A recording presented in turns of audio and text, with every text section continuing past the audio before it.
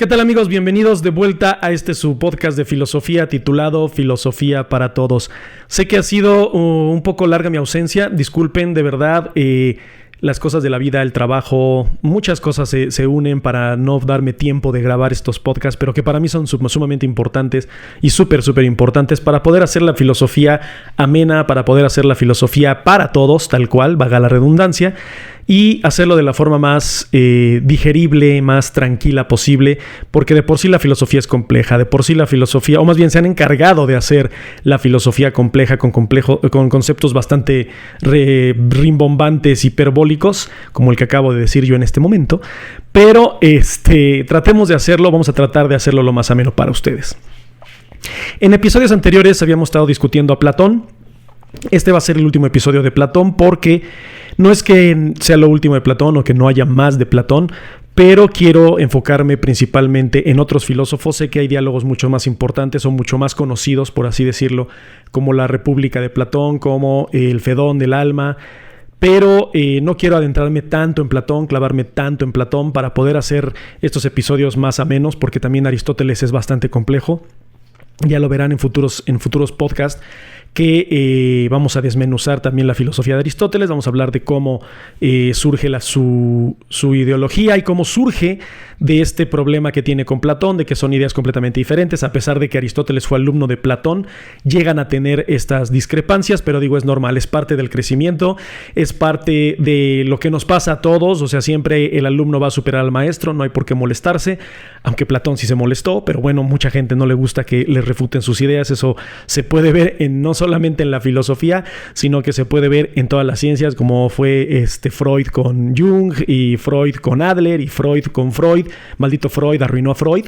Pero sí, así es, justamente llega a pasar, porque bueno, también son los egos individuales, irónicamente, psicológicamente hablando, pero también pasa en la filosofía, y créanme que pasa muchísimo. Pero bueno, el día de hoy vamos a hablar del diálogo que para mí es uno de los diálogos más importantes de Platón, que es el Timeo. ¿En qué consiste el Timeo? ¿De qué habla el Timeo? Bueno, el diálogo es entre Sócrates y Timeo, donde van a discutir la cosmología del universo, es decir, el origen del universo. Es sumamente interesante. Vamos aquí a tratar de hacer algunas analogías, algunas metáforas, algunas conexiones que existen con el mundo, bueno, no con decir con el mundo real, sino que existen con cosas que conocemos de nuestro día a día, y vamos a ver lo interesante y lo importante que fue el diálogo de Timeo. Voy a tratar de no extenderme tanto, no quiero que los episodios sean tan largos para que ustedes también lo puedan disfrutar y que sea lo más digerible para ustedes. Pero bueno, recordemos que Platón estaba interesado en el mundo inteligible. Platón estaba interesado en el mundo de las ideas. Para él existían dos: el inteligible, que era el topos uranos, que era el mundo de las ideas, y el mundo sensible, que era el mundo material. ¿Y qué era el mundo material? El mundo material simplemente era una vaga representación muy burda de lo que era el mundo de las ideas. Si ustedes ven la pintura de Rafael de la Escuela de Atenas, que les voy a poner por acá y ahorita les voy a explicar un poco. En la Escuela de Atenas, Rafael pinta a muchísimos filósofos de la filosofía griega. Ustedes van a encontrar a Sócrates, Platón, Aristóteles, de varios presocráticos. Van a encontrar ahí a Parménides, van a encontrar a Anaxágoras, etcétera. Van a encontrar muchos filósofos. Y en esta obra tiene central principalmente a Aristóteles y a Platón. Aristóteles tiene un libro bajo el brazo, Platón tiene un libro bajo el brazo, y ahorita vamos a ver aquí, haciéndole zoom, que el libro que tiene bajo el brazo Platón es el Timeo. Entonces imagínense lo importante que es este diálogo, que Rafael decidió pintarlo bajo el brazo, y bueno, podemos ver aquí a Platón apuntando hacia arriba con el Timeo bajo el brazo, y podemos ver a Aristóteles apuntando hacia el frente, que esto es una representación de que la filosofía de Platón estaba dirigida principalmente al mundo inteligible o de las ideas, que están allá arriba en el topos uranos, o también quiso decir como aquí arriba en la mente, ¿no? O sea, en las ideas.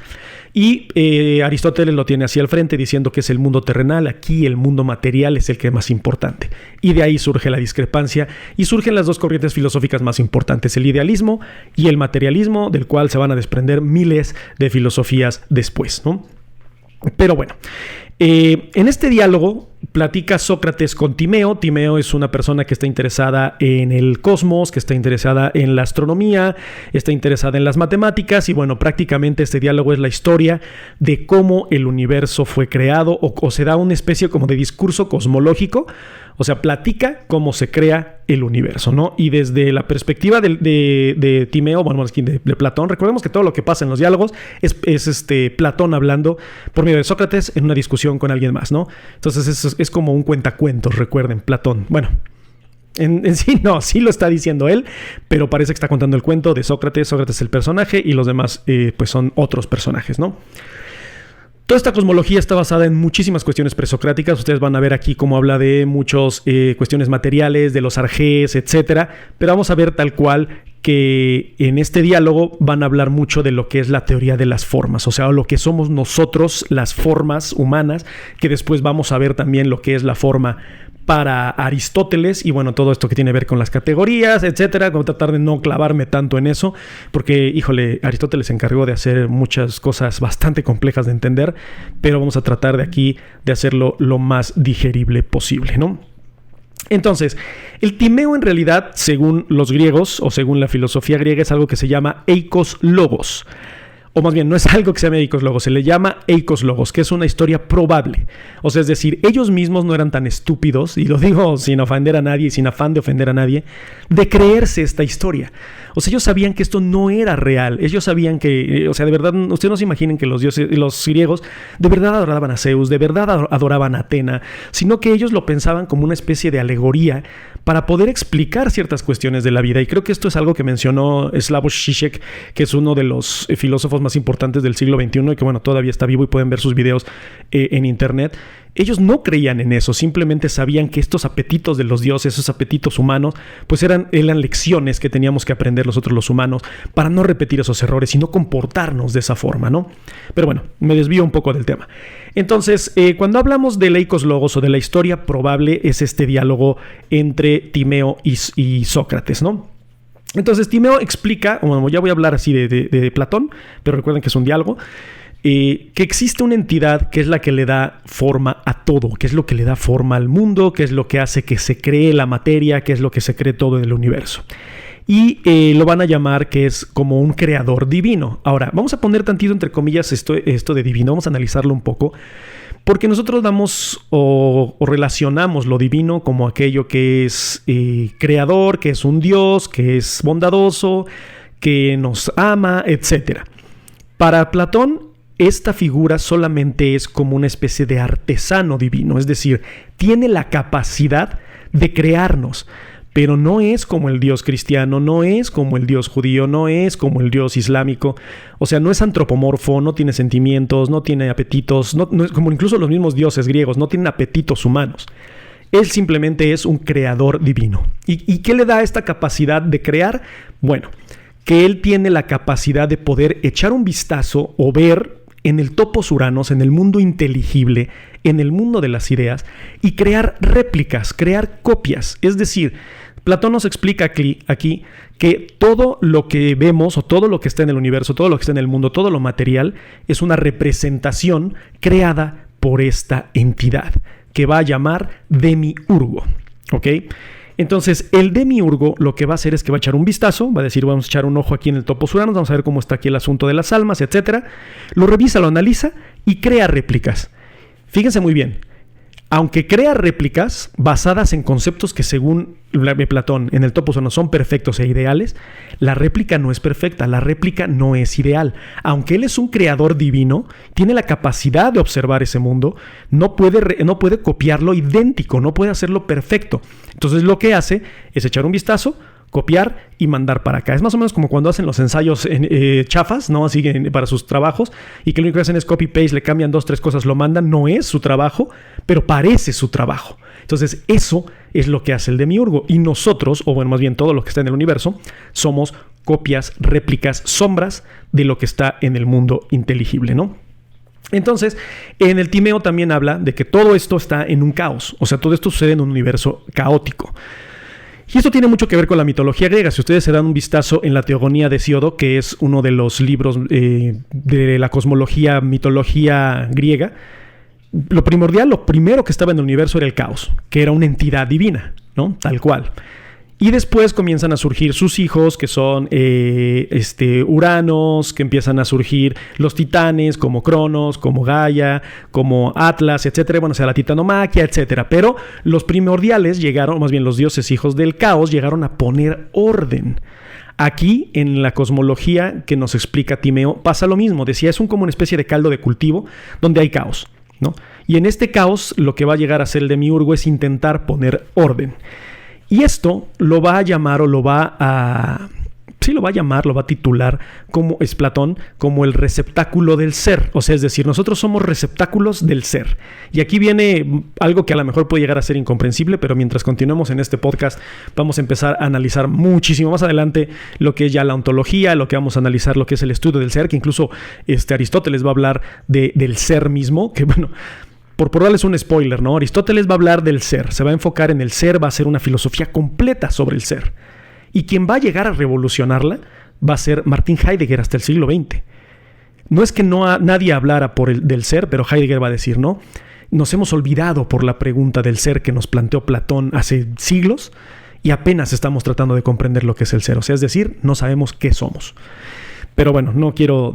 Bueno, sí quiero. La neta sí quiero que ustedes se despierten a la mitad de la noche y digan quién soy, qué soy, para qué estoy, porque ese es el propósito de la filosofía. Pero regresando al punto, ¿no? Regresando al diálogo de Platón.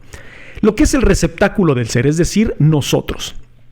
Él dice, hay un modelo inteligible que es incambiable. O sea, es decir, el mundo de las ideas no lo podemos cambiar. Pero sí podemos cambiar el mundo material. Y eso lo vamos a analizar ahorita un poquito, ¿no? Lo visible es una imagen cambiante. O sea, es decir...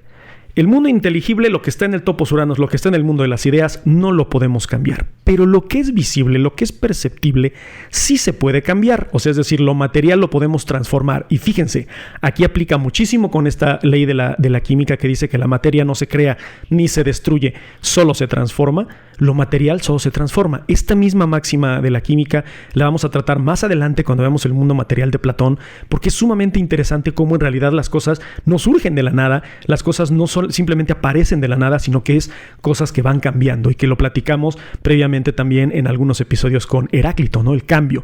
Pero bueno, entonces, el demiurgo lo que va a tratar de hacer es imponer la razón, imponer el orden en ese caos. ¿Por qué? Porque existe la necesidad de que haya un orden, porque el caos lo único que genera es más caos. Entonces, no hay, no quiero decir conocimiento, no hay inteligencia de por medio en el caos. O sea, el caos es caos. Y el orden que le impone el demiurgo genera inteligencia. O sea, es decir, cuando ya algo está ordenado, cuando algo ya tiene logos, o sea, es decir, hablemos del logo heracliteano y vamos a ver más adelante lo que es el logos aristotélico, que es este orden, y de este orden surge esta inteligencia. Entonces, no es que sean sinónimos, pero hay una relación entre la inteligencia y el orden. Y eso es lo que impone el demiurgo, es lo que llega a hacer, a poner orden. ¿Y dónde lo pone? En el receptáculo, o sea, es decir, en la materia, es decir, en nosotros, en las cosas, en los planetas, en las estrellas, en el universo en sí, llega a poner ese orden, y ese es el trabajo del demiurgo. Sin embargo, dentro del Timeo vamos a poder encontrar que hay dos explicaciones, según Timeo, sobre la creación, ¿no? Él dice, bueno, Platón dice, por medio de Timeo, en sus diálogos, el orden puede ser creado por el demiurgo, o sea, que el orden lo puede crear el demiurgo, pero también existe una limitación en la necesidad material. ¿Qué quiere decir esto? Para no escucharme muy mamón, la materia es limitada, las ideas son infinitas, pero la materia es limitada. Y esto quiero que lo despierten a reflexionar, que se pongan a pensar un poco. ¿Por qué hay recursos naturales no renovables? ¿Por qué hay recursos naturales renovables? ¿Los renovables de dónde vienen? O sea, ¿por qué se renuevan? ¿Nacen de la nada? ¿O simplemente alguien dijo, pum, aquí quieres más pescados? Ahí te van. ¿Quieres más maíz? Ahí te va. No, o sea, se recicla, se reusa, ¿no? Entonces, él dice, pueden ser dos. O que el demiurgo de la nada lo haga, o que o se recicle, ¿no? O sea, ¿por qué? Porque la materia es limitada y existe la necesidad de crear cosas, ¿no? Espero que no se me quieran suicidar hasta ahorita, pero digo, pasa, ¿no? Y yo ahorita voy a censurar eso porque esa palabra es fea, mejor decir, se van a querer desvivir. Pero en fin, ya está el receptáculo del ser, que es la materia, ya está el orden del demiurgo, que genera el demiurgo en todo el universo, en todo el mundo material. ¿Qué es lo que hace falta? ¿Qué es lo que hace al mundo girar? ¿Qué es lo que le hace al mundo tener esta chispa? ¿Qué es lo que le hace al mundo estar, entre comillas, vivo? Bueno, según Platón, por medio de Timeo, ya lo voy a decir como 700 veces, pero creo que tiene que quedar claro, es algo que Platón va a llamar el alma del mundo. Aquí es bien importante porque el concepto del alma lo tenemos muy mal estereotipado por las cuestiones religiosas, por las cuestiones espirituales, etc. Aquí vayámonos a la etimología. En el Timeo nos explican que ánima viene, bueno, más bien, la palabra ánima significa alma, ¿no? En griego. Y él decía que el mundo tiene cierta característica animal. ¿Y por qué los animales se llaman animales? Porque son animados, tienen alma, ¿no? Es decir, los animales también tienen alma para Timeo y para Platón, ¿no? Entonces, todo lo que existe en el universo está animado. O sea, no quiero que crean que el mundo son animales, ¿no? Sino que está animado. Todo tiene ánima, todo tiene alma. ¿Pero qué es el alma del mundo? Bueno, en Timeo explica cómo el sistema solar, o más bien principalmente el universo, es un sistema geocéntrico, ¿no? O sea, recuerden, estamos hablando de que fue antes de Cristo, todavía se creía que el centro del universo, principalmente el universo, no ni siquiera el sistema solar, era el mundo, todo giraba alrededor de la Tierra, pero Timeo decía que todo estaba creado en movimientos predecibles, Recuerden, como matemático, tenía sus fórmulas, tenía todos sus cálculos de que se podía predecir el movimiento. Y fíjense qué interesante es esto, porque hasta que la astronomía se perfeccionó, había muchos que decían que no se podía predecir, explosiones solares, que no se podía predecir cuándo iba la luna a salir. Bueno, estoy hablando desde hace mucho tiempo, no de apenas. No se sabía cuándo iba a caer un meteorito, a qué distancia estaba. Con cálculos matemáticos todo eso ahorita es posible. El mundo de la física y de la astrofísica y de la astronomía te puede predecir todo eso, ¿no? Entonces, fíjense qué interesante que en siglos antes de Cristo ya Platón nos hablaba de que se podía predecir el movimiento de muchas cosas, principalmente de cuestiones solares, ¿no? De cuestiones del universo, de cuestiones del espacio. Y esto lo va a llamar Platón el principio de movimiento. O sea, se puede predecir el movimiento. Hay un principio. Todo tiene movimiento, todo está animado, todo tiene alma para poder darle este toque particular, a lo que el demiurgo ya creó, ¿no?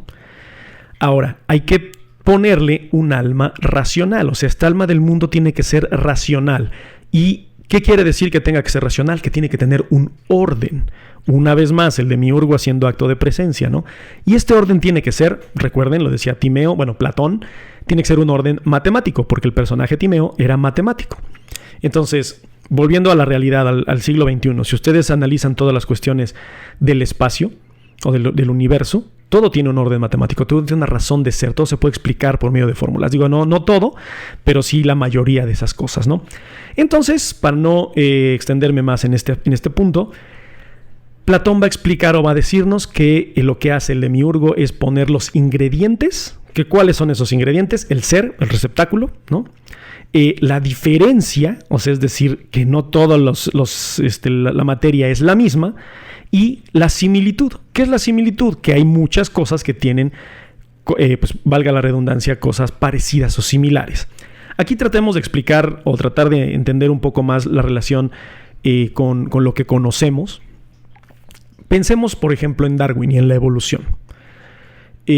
Hasta ciertos años, no se creía, y cuando digo ciertos años es hasta la fecha, porque los gringos ven que ya muchas escuelas cancelan la evolución, cancelan varios libros, porque eso está fuera de lo que es Dios, y es como de, eso es una cuestión completamente diferente. Pero regresando al punto, es Darwin con la evolución humana, ¿no? O sea, que provenimos de ciertos primates, que provenimos de ciertos simios, que no somos iguales, pero existe cierta similitud. El receptáculo es parecido, pero no es igual. ¿Existen diferencias? Sí. ¿Existen similitudes? También. Perfecto, pues ahí están los 3 ingredientes que nos dice Platón que deben existir en el receptáculo, que es el ser, el yo, lo que es la diferencia, o sea, ciertas diferencias, y las similitudes, que son los ingredientes para crear entes únicos, animados en esta alma del mundo y en este universo que ha creado el demiurgo.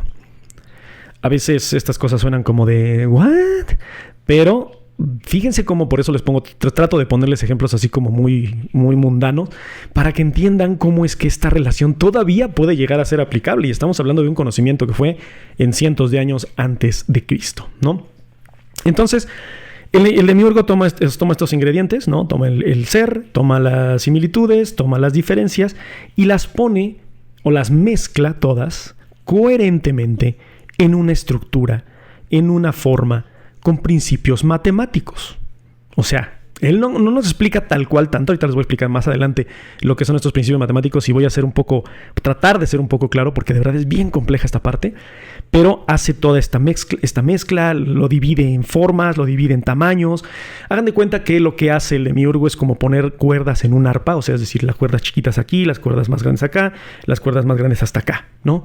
Entonces trata de ordenarlas de las más pequeñas a las más grandes. Lo mismo pasa con nosotros o con el universo. Lo va ordenando, por así decirlo, ¿no? Y aquí voy a poner un ejemplo. Este ejemplo lo tomé de un curso que tomé en la Universidad de Pensilvania. Voy a tratar de ser muy claro, porque yo lo tuve que tomar una y otra vez para tratar de explicarlo, ¿no? Lo que hace matemáticamente hablando, y digo, no soy matemático, créanme, soy pésimo para las matemáticas. Por favor, si hay un matemático que nos esté viendo y que seguramente alguien nos esté viendo, por favor, corríjanme o díganme si estoy bien, si estoy mal, pero voy a tratar de explicarlo lo mejor posible, ¿no? Él va a decir, Platón, que lo que hace el demiurgo es poner todo en dobles y triples intervalos. O sea, ¿qué quiere decir? Que en dobles intervalos van a ser de 1, 2, 4, 6, 8, etcétera, ¿no?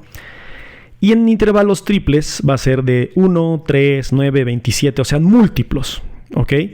Entonces, existen estos dos, los dobles intervalos y los triples intervalos en la creación humana, ¿no? Pero lo que va a hacer el demiurgo va a ser sacar las medias aritméticas, es decir, 1, 2, 4, 8, él va a sacar 3 medios, 6 medios, 12 medios, ¿ok? Y así hasta el infinito. Y después va a crear algo que él va a llamar la media armónica. O sea, es decir, de 1, 2, 4, 8, va a sacar 4 tercios, 8 tercios, 16 tercios e igual al infinito. ¿Ok? Supuestamente ese es el orden matemático, ¿ok? O sea, no quiero que entiendan ahorita cuál es la media y que cuáles son. O sea, no. Según ese es el orden con el que nos crea. O sea, imagínense, todo tiene un balance, todo tiene una armonía, según Platón en el Timeo, ¿ok? Pero él decía que hay un patrón repetitivo, o sea, es decir, está un entero y 2 enteros, y en medio está 4 tercios y 3 medios. Y de esos 4 tercios y 3 medios surge un patrón que es 9 octavos, que coincide con todo lo demás. Y así sucesivamente. Digo, aquí tengo un patrón enorme, lo tengo aquí escrito, pero no les voy a decir todo. Les voy a repetir el mismo. Está un entero, 2 enteros. De ahí surgen 4 tercios, 3 medios, o sea, el doble y triple intervalo. Y de eso podemos reducirlo a 9 octavos, que es la unión, bueno, no la unión, sino el resultado de todo eso. A esto lo va a llamar Platón el patrón repetitivo. Se puede repetir. ¿Por qué? Porque cuando hagamos en intervalos de 4 y 8, van a salir 16 tercios, y de esos 16 tercios se pueden reducir a 9 octavos, y así sucesivamente con todo. O sea, hay una perfección, entre comillas, matemática. Y les digo, si aquí un matemático quiere aportar más, puede hacerlo, porque de verdad a mí me costó mucho trabajo entenderlo, pero espero que poco a poco esté yo tratando de explicarlo. Y este patrón repetitivo es muy común incluso, por ejemplo, en la música. En la música esto es la escala diatónica, ¿no? O sea, siempre existe este patrón, un entero, 2 enteros, 4 tercios, 3 medios, 9 octavos. Y se repite así sucesivamente. Entonces, fíjense cómo aplica al mundo de la música. Por eso también les puse hace rato el ejemplo del arpa, ¿no? Entonces, para Platón, las matemáticas son sumamente importantes. Y recuerden que en ese tiempo los filósofos eran de todo. Y una de las cosas que eran matemáticos, ¿no? Entonces, de estos intervalos surgen miles de armonías, de estos intervalos surgen miles miles de cuestiones de órdenes lógicas coherentes, que es la que le da el patrón regular a la humanidad, al universo, a lo material. Recuerden, todo desde lo que el demiurgo vio en el Topos Uranos, ¿no? Y este patrón regular o este patrón repetitivo es lo que Platón va a llamar que es bueno y racional. O sea, bueno en cuanto a que funciona, racional en cuanto a que es coherente. No pensemos que es bueno porque es que es bueno porque es un... No. O sea, es bueno porque funciona y es bueno porque es racional. Y de ahí surge todo, ¿no? Entonces, el demiurgo lo que hace es que impone orden en aquel desorden, en el receptáculo. O sea, puso todo en el receptáculo, pero todo era caos. Y lo que va a tratar de hacer es poner cierto orden. Entonces, fíjense muy bien. Aquí voy a tratar de explicar desde un punto de vista cómo es que pone orden el demiurgo. Sé que ya llevamos casi 25 minutos, pero espero que todavía estén conmigo. Ya no voy a tratar de extenderme tanto. Pensemos en dos elipses. Una que está yendo de derecha a izquierda. Y pensemos otra que cruza, que va de izquierda a derecha. La primera, la va a llamar Platón lo diferente. La segunda la va a llamar la similitud o lo mismo o lo similar. Y siempre van a estar en constante movimiento. Uno con otro, uno así y el otro así, ¿no? O sea, cruzándose. Cuando se dividen o se cruzan, todo lo hacen en ciclos proporcionales, es decir, están constantemente en movimiento y está constantemente en movimiento la diferencia y las similitudes. Las diferencias y las similitudes. Fíjense cómo este movimiento que les estoy haciendo es muy parecido a lo que hacen los electrones, lo que hacen los átomos, en lo que nosotros vemos del modelo atómico. Tiene muchísimo que ver toda la cuestión química con esto que nos está explicando Platón. Y todo lo hace en secuencias de dobles y triples. Dobles y triples. Siempre es proporcional, siempre es constante, siempre hay orden, siempre es inteligente. Y los seres humanos tenemos exactamente el mismo patrón. Y si lo vemos de que los seres humanos estamos conformados por átomos, que los átomos están girando, tienen estos electrones que están girando. Se me olvidó los otros elementos del átomo. Discúlpenme los químicos, los físicos, los matemáticos que me están viendo. Hay muchas cosas que se me van porque no soy experto en esa área, pero trato de hacer estas similitudes para que quien quiera en los comentarios ahí completar estas ideas. No solo se los voy a agradecer, sino que también, pues bueno, recuerden que aprendemos todos entre todos y despertemos esta duda, despertemos este conocimiento, ¿no? Si los seres humanos tenemos los mismos principios, tenemos receptáculo, tenemos diferencia y tenemos similitudes, entonces también los seres humanos compartimos los mismos ingredientes con los que está conformado el universo. Y esto desde la astrofísica, recuerden, no sé muy bien si fue Carl Sagan o si fue Stephen Hawking que dijo que somos polvos de estrellas, o sea que todos provenimos de donde mismo. Fíjense cómo Platón ya tenía una idea bastante similar, la creación atómica, la creación del universo y que compartimos los mismos ingredientes que nos forman y nos establecen como individuos que compartimos con el universo. O sea, para mí esto es... O sea, estamos hablando de que el Señor no tenía telescopios, el Señor no tenía tecnología, el Señor simplemente lo único que tenía era lo que todos tenemos y que es lo más maravilloso que puede existir, que es el razonamiento y la inteligencia para poder llegar a esas conclusiones. Entonces, de verdad, esto es maravilloso. Espero que hasta aquí me hayan entendido. Ya llevamos 27 minutos, pero no me importa. Creo que es muy interesante esto y creo que es bastante importante que lo tratemos, ¿no? Ahora bien, todo relacionado a esto, ya hablamos de la creación, así crea el demiurgo, así está formado el demiurgo, todo es matemáticas, todo es razonamiento, todo es lógica, todo es orden, es armonía, son ingredientes que pasan del caos al orden, punto. Ahora, ¿cuál es el mundo físico para Platón? Bueno, el mundo físico para Platón está relacionado a las matemáticas y está relacionado a lo que les mencioné al principio, que eran los principios materiales de los presocráticos. Es decir, los arjés, ¿no? El agua, el aire, el fuego y la tierra. Vamos a ver cómo Platón los pone aquí en uso. Vamos a ver después con Aristóteles cómo él los llega a perfeccionar.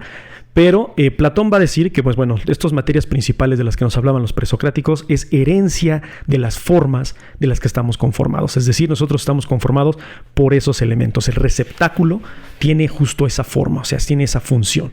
Y es como los cuatro elementos llegan a crear cuerpos tridimensionales. O sea, es decir, él decía que la unión de estos elementos generaba formas y estas formas generaban cuerpos tridimensionales. También existen cuerpos de 2 dimensiones, decía Platón, y todo esto estaba hecho de triángulos perfectos, ¿no? A ver, ahora, ¿qué son los triángulos perfectos? Antes de entrar a eso, les voy a explicar un poco lo que dice Platón acerca de la forma y de lo que es el bien. Les voy a citar tal cual a Platón. Dice, Dios, o el demiurgo, creó estas formas para ser tan perfectas y excelentes como fuese posible.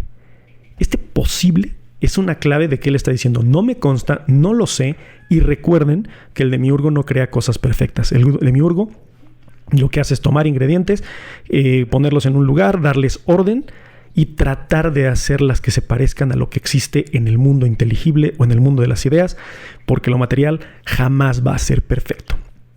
Pero él dice, las figuras de 2 dimensiones tienen triángulos perfectos. Bueno, ¿qué son los triángulos perfectos? Voy a tratar de no extenderme más en esto, pero de verdad esto es también bien hermoso. Ahorita ustedes lo van a ver.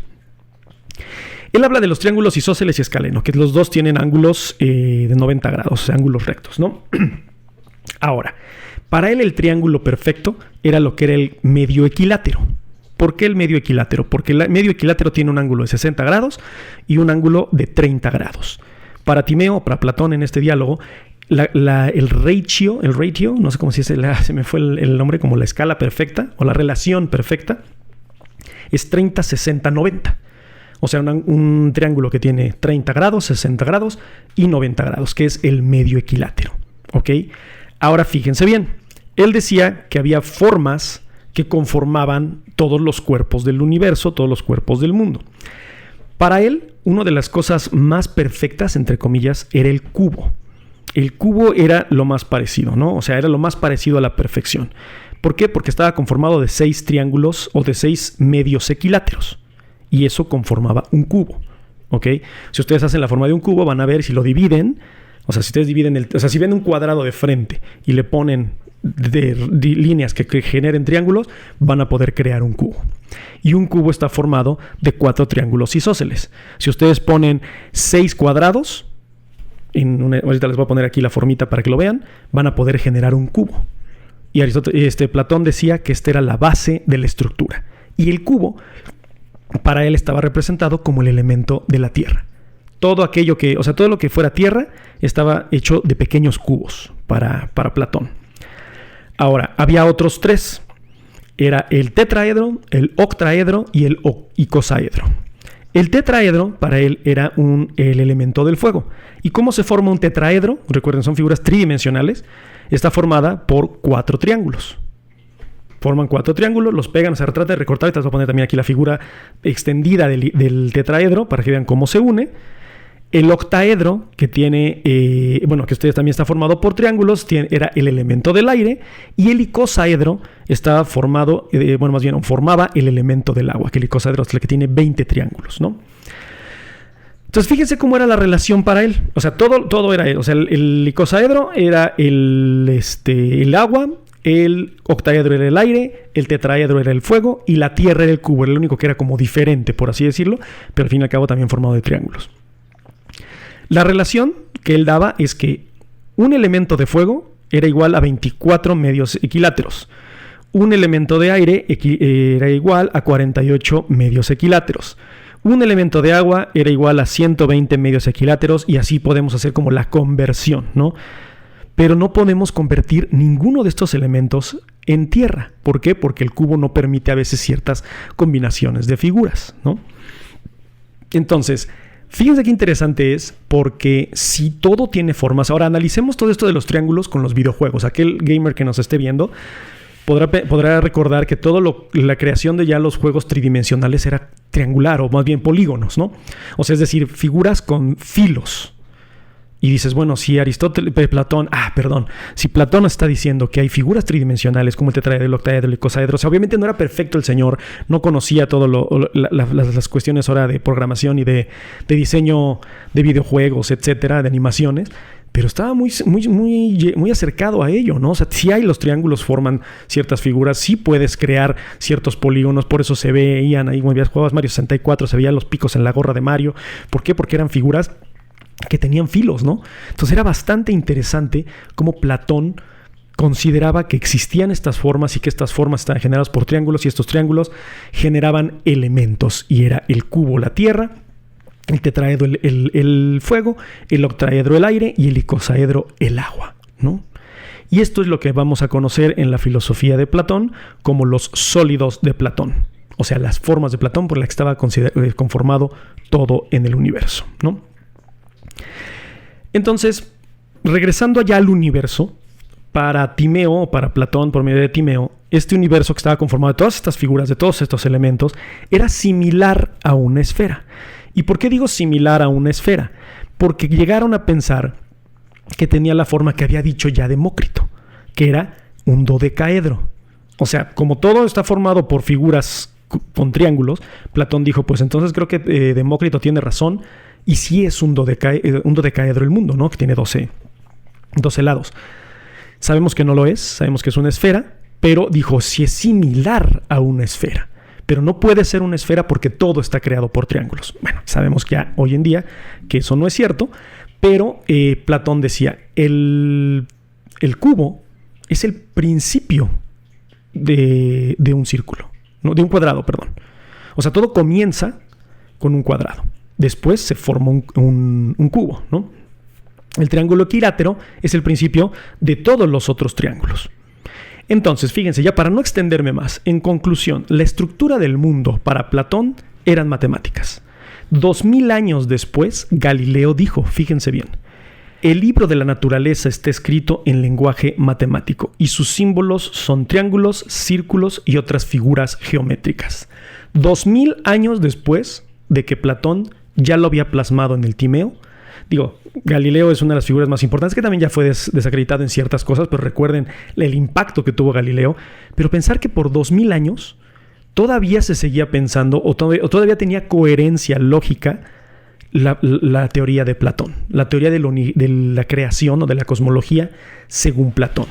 Entonces, con esto podemos ver la importancia que tiene Platón en la filosofía, no solamente en la filosofía griega, no solamente en la filosofía tal cual, sino en otras ciencias como las matemáticas, como las ingenierías, como la física, la astronomía. De verdad, ¿ustedes creen que tal vez los filósofos no tenían nada que hacer y tal vez sea cierto? Pero imagínense, o sea, utilizaban su tiempo para poder indagar en todas estas cuestiones del universo, en todas estas cuestiones del alma, en todas estas cuestiones de la creación, y que todavía aplican en el siglo XXI después de que la ciencia ya tal cual ha tratado de desmentir, ha tratado de pues dar ciertas soluciones a varios cuestionamientos, pero que todavía se sigue basando en la filosofía platónica. Muchísimas gracias por su tiempo, de verdad, disculpen que haya tardado tanto, pero es que Platón es tan importante, les digo, y ni siquiera he acabado, hay miles de cosas más de Platón, pero no quiero hacerles más agobiante el podcast, ni quiero hacerles más agobiante el estudiar a Platón. Traté de hacerlo lo más ameno posible, de verdad espero ver sus comentarios, espero ver los matemáticos que me apoyen en esta parte de las armonías, que me apoyen en esta parte de los triángulos, etcétera, de las figuras, todo eso, porque es muy complicado para alguien que no es especialista en el área, pero que trata de entender todas estas cuestiones desde la filosofía, y que espero que ustedes hayan tratado de aproximarse un poquito más al conocimiento, recordar que estos grandes pensadores no hay que dejarlos atrás simplemente porque fueron hace miles de años. Es muy importante las lecciones que nos dejan. Muchísimas gracias por su tiempo, muchísimas gracias por su atención. Espero ver sus comentarios. Síganme aquí en YouTube, síganme en TikTok. Les estoy poniendo TikToks súper cajetas. O sea, de verdad, el TikTok es así como el gancho para que ustedes lo vean, porque trato de hacer TikToks súper graciosos para que ustedes se piquen. Entonces síganme en TikTok, Filosofía para Todos, aquí con doble S, y en TikTok solamente con una S. Y pues bueno, muchísimas gracias por su tiempo, su atención. Soy Mike, y que la filosofía los acompañe.